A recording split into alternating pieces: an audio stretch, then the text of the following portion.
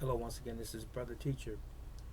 I want to talk to you just for a moment about self defense in the streets again and how long it should take if you were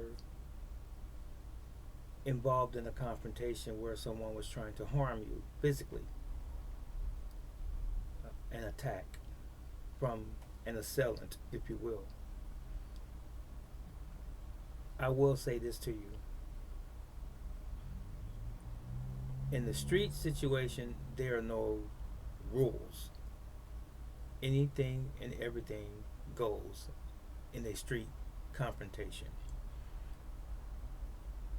When a person comes to you, excuse me,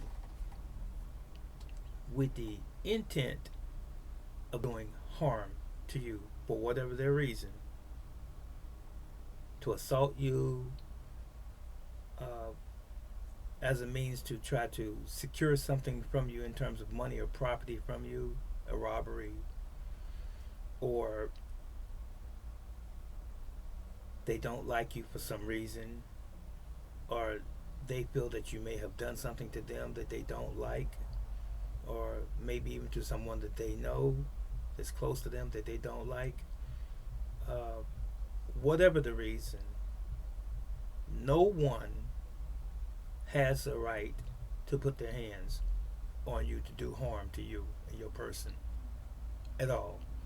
And you must understand, you must understand that you have every right by the Creator to protect yourself, your health, your well being, so that you don't end up in a hospital or dead for no good reason. Unfortunately, we have these elements in our world, these types of people, these individuals, because of a plethora of reasons. They've grown up without guidance, without proper tutelage from parenting and so forth. Whatever their reasons are, it's still wrong for them to try to harm you. So now,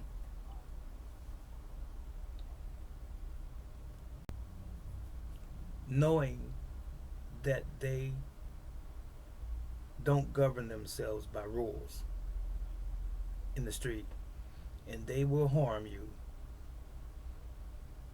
and even attack you in a very malicious way and leave you for dead sometimes.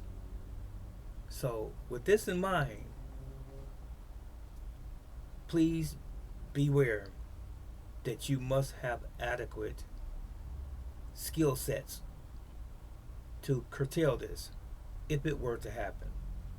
Now, this is not a movie, this is not a play on a stage, it's not animation, it's not make believe.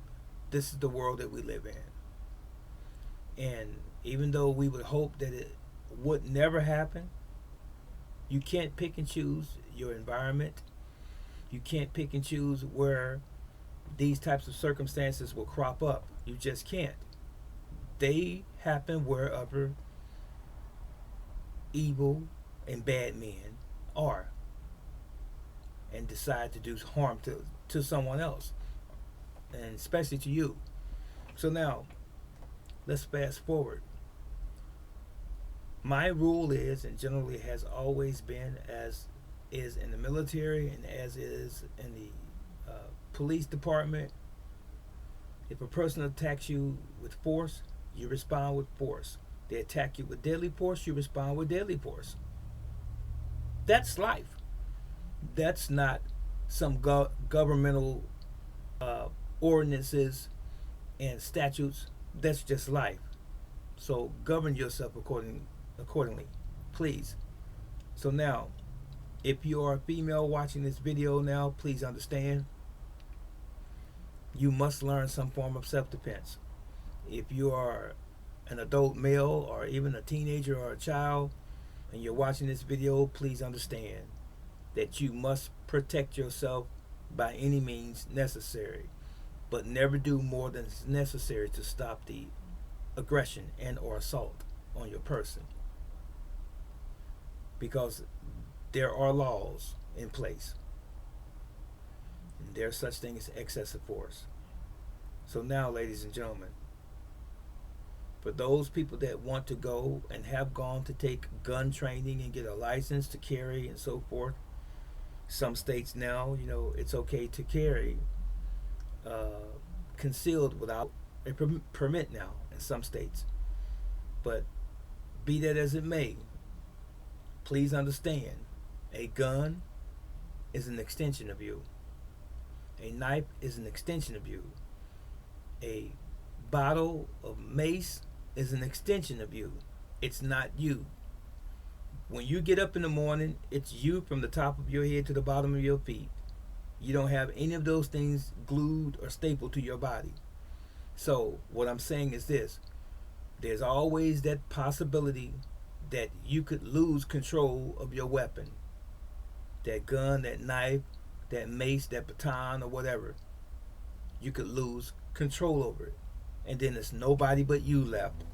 So what I'm saying to you is this: you must learn how to defend yourself if you don't have a weapon in your hand. You must learn how to fight when you are unarmed as well. I hope you get it.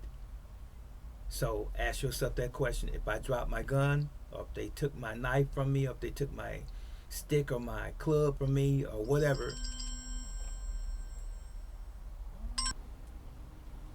what would I do?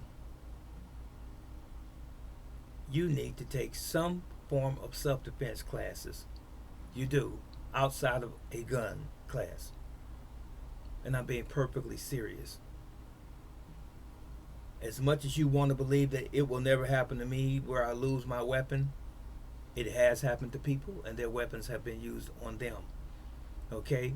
So please understand, it's a smart thing. It is a very wise thing to learn hand-to-hand self-defense or combat, if you will. Now, I know some people have lived for many, many years and nothing has ever happened, and they assume that it's never going to happen. But so did the people believe that when it did happen to them, in fact. It's unfortunate because it happens every day to someone, and one day it could potentially be you. So, it should take less than 2 minutes to stop an attack. Not 5 minutes, not 10 minutes. If a person was to physically attack you, I mean grabbing you, choking you, punching at you, kicking you, and so on and so forth, if you have the proper training, it should take less than 2 minutes. It doesn't take that long if you know what it is that you're doing. Under a competent instructor, I advise you to find something that works in terms of a self-defense program, martial arts, or just self-defense in general. Something that is credible, a person that is credible, someone who's going to teach you actually practical self-defense, not so you can acquire some sort of rank or belt per se, but something that's going to allow you to protect yourself today if you had to. If someone put their hands on you and you're trying to escape and you can't, and you have to stand your ground. So understand this. You need to know the vulnerable parts of the human body. And I tell my students all of the time, you want to learn the easiest things to attack on a body to respond instantly, or that your opponent will respond to instantly. Trying to fight a person that is 200 pounds bigger than you, slugging it out with them, that's not practical at all. You need to know something about vulnerable targets on the body, how to access them readily. You need to know something about some pressure points that are going to effect a response from that individual so that you can get away. That's really it. So take this under advisement. If you have any questions, please let me know.